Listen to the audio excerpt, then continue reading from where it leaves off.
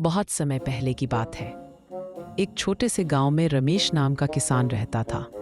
उसके पास ज्यादा जमीन नहीं थी, लेकिन मेहनत करने का जज्बा बहुत बड़ा था। वो सुबह सूरज निकलने से पहले ही हल लेकर खेत जोतने निकल जाता। गांव के पास ही एक घना जंगल था। उस जंगल में हिरन, हाथी, बंदर और रंग बिरंगे पक्षी रहते थे। रमेश जब खेत में काम करता तो जंगल से आती चिड़ियों की चहचहाहट उसे बहुत अच्छी लगती। लेकिन उस जंगल की एक समस्या थी। अक्सर हाथी और जंगली सुअर खेत में घुसकर फसल खराब कर देते। रमेश की मेहनत पर पानी फिर जाता।